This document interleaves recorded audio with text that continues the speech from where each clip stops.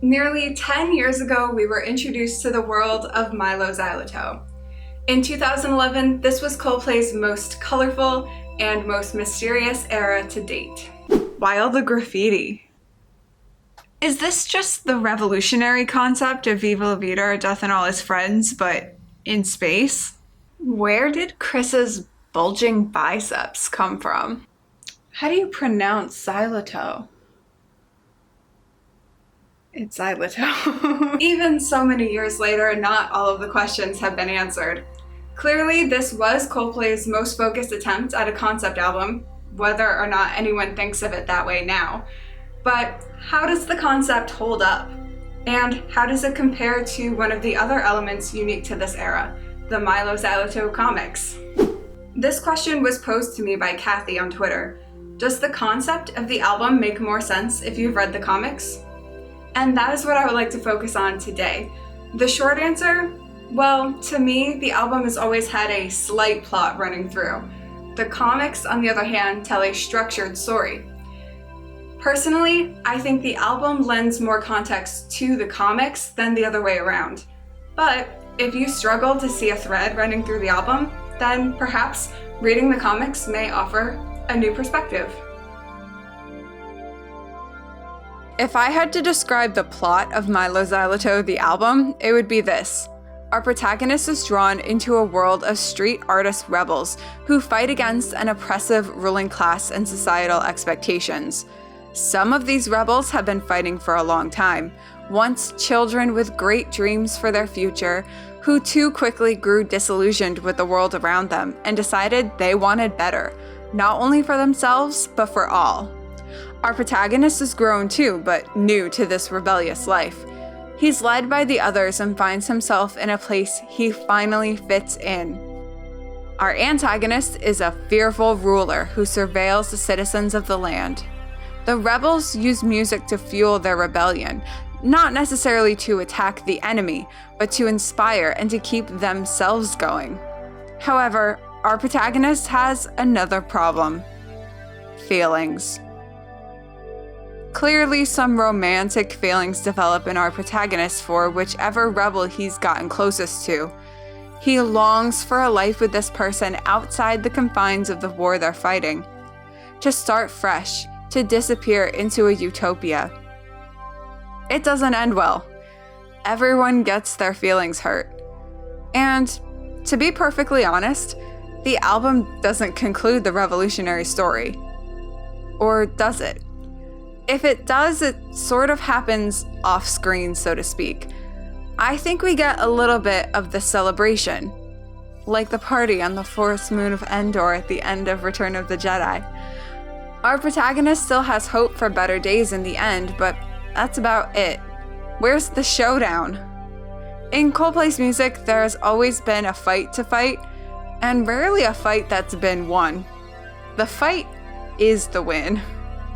But conceptually, yes, there are elements repeated throughout the music and the aesthetics for the album and its live show. Obviously, graffiti plays a huge role in this era, as Chris explains. Graffiti has its critics, but often it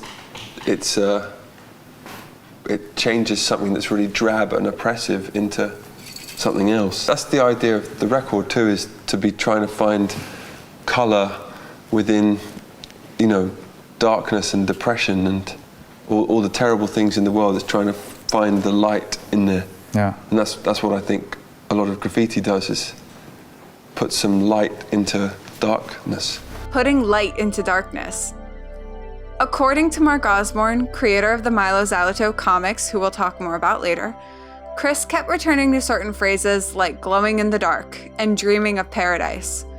In Live 2012, Johnny talks about another piece of imagery that the band had in mind: a rose bursting through concrete. Putting life into barren environments. These three concepts were strong enough to each appear on the album as lyrics in the album's third and fourth tracks, Paradise and Charlie Brown respectively. MYLO XYLOTO, the album, does a great job of establishing early on the message it wants to get across, later repeated in the final lyrics: that better things are on the horizon. Now, take all of that and transform it into a full narrative. it's time we talk about the comics. If you're curious about the comics but not sure you want to commit, there's good news.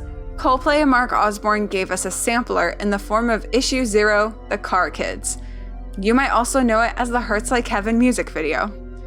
The video acts as a prologue of sorts, establishing parts of the MYLO XYLOTO lore, like the Sparkers, rebels, and their sparks, musical graffiti, Major Minus, Urdok ruler of Silencia, and his silencers, a military/police force tasked with capturing the Sparkers and maintaining the status quo. The Car Kids are the original Sparkers, with a video focusing heavily on Aiko and Layla, who we learn at the end of the video are the parents of MYLO XYLOTO. Aiko and Layla are captured by silencers, leaving MYLO to grow up in the care of some unknown guardian.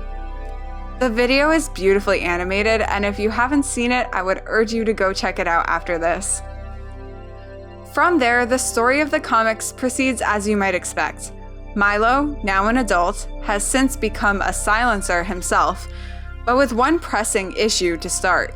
He's addicted to what's known as the Hypno Feed, essentially a VR streaming service which the Urdoks, Major Minus specifically, have employed to nullify the citizens of Silencia and keep them from creating any noise or color in the outside world. For the Silencians, the reason given is a vicious creature known as an eater. The Urdoks ensure Silencia remains quiet and dark. But of course, despite the earlier capture of Aiko and Layla, the Sparkers live on. When the Hypno Feed just isn't enough, MYLO finds himself drawn to the sparks the rebels leave behind. He becomes close to the apparent leader of the group, Fly, who, by the way, is basically Silencia's #1 most wanted. Conflict arises as MYLO is further torn between these two worlds, the Silencers and the Sparkers, until an ultimate conclusion in which, of course, the good guys win, and the world of Silencia is restored to its former pre-Urdok glory, with some other happy surprises thrown in. But where the album ends on an optimistic note, the comics end with an epilogue that hints more at the cyclical nature of the universe. In the song Paradise, you may recall the line, "I know the sun must set to rise." There, it means that periods of turmoil or unhappiness are as natural as periods of joy, and that the bad times don't last forever. The flip side of that is, once the sun is up, eventually it will set again. The good times don't last forever either. Coldplay aren't acknowledging that aspect in the album, per se.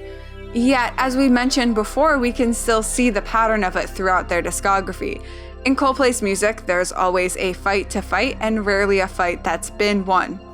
Even with periodic victories, albums that end with optimistic closers, eventually we return to the same fight. I don't want to spoil the plot of the comics, though if you're interested in me doing a series breaking down each issue, let me know in the comments. But there are parallels to be drawn between the album's tracklist and the comic's plot. Aside from being a great song, Hurts Like Heaven, providing the soundtrack for issue 0, fits well considering its place as a co-opener for the album.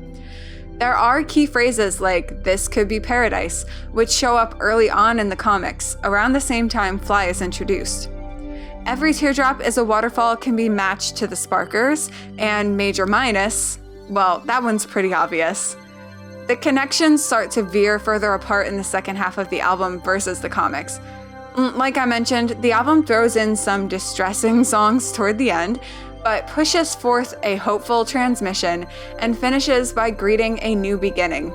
The relationship troubles were seemingly swapped for more struggle against the establishment in the comics. There is a hopeful transmission of sorts in the climactic scene, followed by relative peace and happiness. But then comes the epilogue, perhaps the biggest departure from the album. Initially, the comics were intended to be a film that accompanied the album. However, when it became apparent the album would be ready before a film, the idea was replaced by the comic series. While both were developed simultaneously, still, the album came out first, And Mark Osborne, the director of the Hurts Like Heaven video and creator of the comics, admitted in an interview with Coldplay.com that, "I'd like to think the development of the story did affect the album, and the album certainly did affect the development of the comic, but it's all a bit mixed together for me.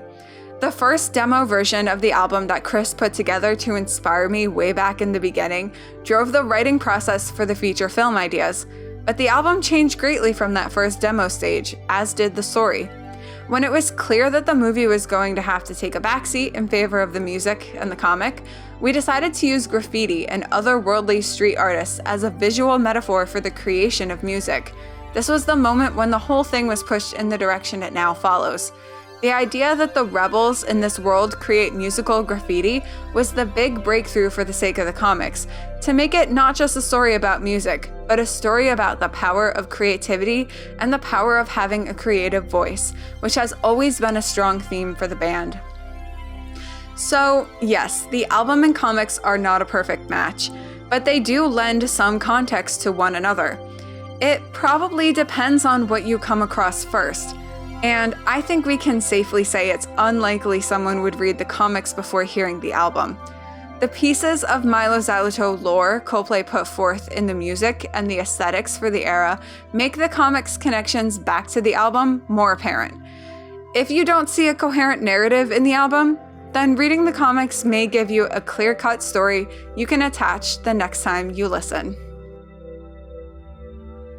Thank you all so much for watching. If you like this video, like it, and let me know in the comments, have you read the MYLO XYLOTO comics? What are your thoughts about how they compare to the album? I'm serious, by the way, about doing a series on each individual issue of the comics, so if you're interested in that, let me know. And make sure you subscribe so you can keep up with all of the fun Coldplay videos that I'm making. It's gonna be a blast. I have got a lot of ideas and I'm really excited. So thank you for sharing your time with me, and I will see you in the next video. Peace out. If you liked it, like the video, you can share it. Let me know in the comics. What a goof. This is just the revolutionary concept of Death and All His Friends, but Death and All His Friends, I only said half of it.